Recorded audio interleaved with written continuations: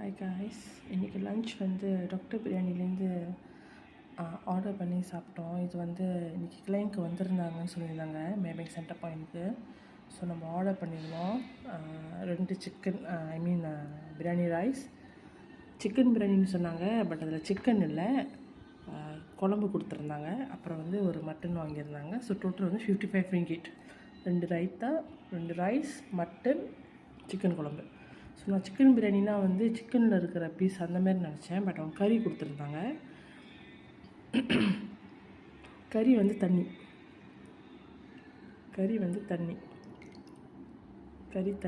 இன்னொன்று வந்து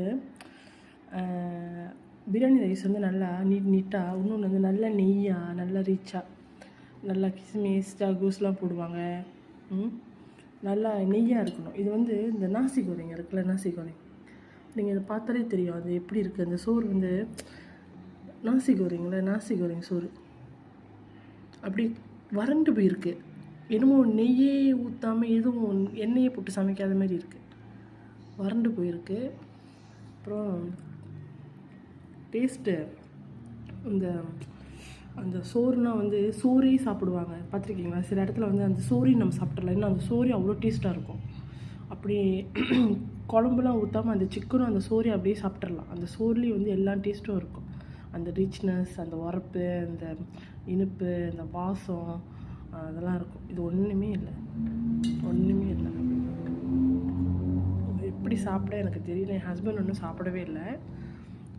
இது வந்து ஓகே, இது என்ன உலகத்துலேயே கிடைக்காத ரைத்தான்னு சொல்கிறாரு. ஆக்சுவலாக அது ஒன்றுமே இல்லை. அது வந்து என்ன, தயிர் வந்து திக்காக, அந்த தயிரோட புளிப்புக்கும் அந்த சீனி போடுறாங்க போல். அப்புறம் வெங்காயம் அப்படியே க்ரன்ச்சியாக புளிச்சிக்கிட்டு இனிச்சிக்கிட்டு இருக்கு. தண்ணி, சரியான தண்ணி. ஒரு தெரில என்ன சொல்லணும்னு எனக்கு தெரில. சோறு அப்படி வறண்டு இருக்குது. இந்த சோறு எப்படி சாப்பிட்டு முடிக்க போகிறேன்னு எனக்கு தெரியல. அப்புறம் சோறு அப்படி ட்ராயாக இருக்குது.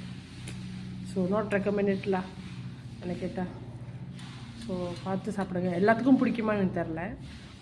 எனக்கு தெரிஞ்சிருக்கும் நாட் ரெக்கமெண்ட்லா. தேங்க்யூ. ஸோ டாக்டர் பிரியாணி வந்து நான் நினைக்கிறேன் நீங்கள் இன்னும் இம்ப்ரூவ் பண்ணணும். இன்னும் பெட்டராக குவாலிட்டியாக நீங்கள் செஞ்சு கொடுக்கணும். பிகாஸ் இது சாப்பாடு 55 ringgit இது ஒர்த் இல்லை. 55 ringgitக்கு இஸ் நாட் ஒர்த் என்ன கேட்டால். சாப்பாடு ரைஸ் வந்து குறவு தான். ரைஸ் ஏன் இப்படி வரன்னு எனக்கு அது தெரியல. எனக்கு அது தெரில. நம்மளும் சோறு ஆக்குறோம், நல்லா நிறைய நெய் போட்டு,